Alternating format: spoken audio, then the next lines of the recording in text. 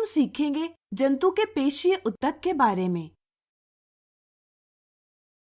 हम अपने दैनिक जीवन में विभिन्न प्रकार की गतियां करते हैं, जैसे बोलना, चलना, दौड़ना इत्यादि। क्या आप बता सकते हैं कि कौन सा ऊतक हमारे शरीर के विभिन्न अंगों को गति प्रदान करता है?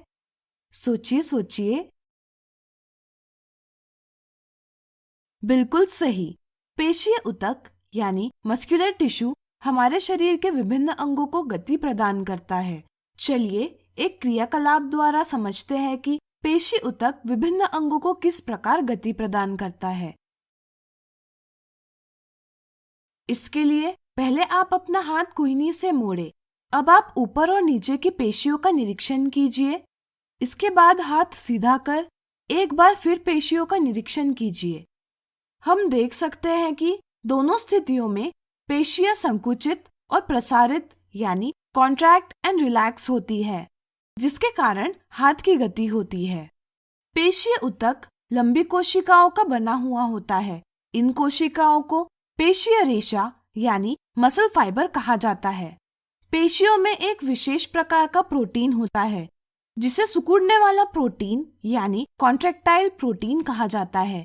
यह प्रोटीन संकुचित और प्रसारित यानी कॉन्ट्रैक्ट एंड रिलैक्स होता है, जिसके कारण अंगों में गति होती है। पेशीय ऊतक द्वारा की गई गति और संरचना के आधार पर इसे रेखित पेशी यानी स्ट्राइटेड मसल, चिकनी पेशी यानी स्मूथ मसल और हृदयक पेशी यानी कार्डियक मसल में वर्गीकृत किया गया है।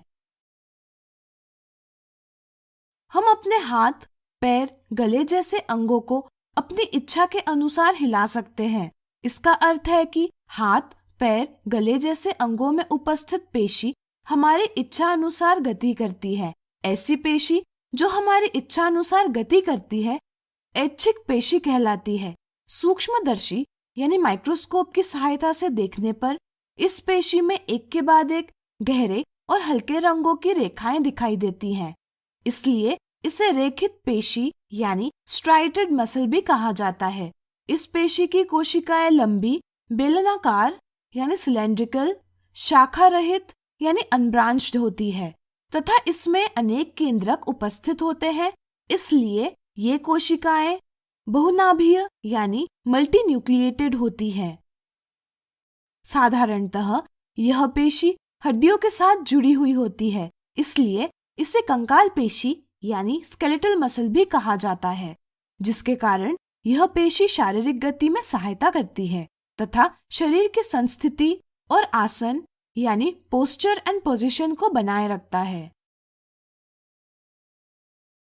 क्या हमारी आहार नली में भोजन का प्रवाह और रक्त वाहिकाओं का संकुचन और प्रसार हमारी इच्छा अनुसार होता है?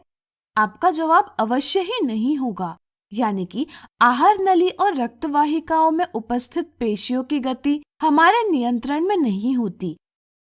ऐसी पेशी जो हमारी इच्छा अनुसार गति नहीं करती यानी जिसकी गति हमारे नियंत्रण में नहीं होती है, अनैच्छिक पेशी कहलाती है।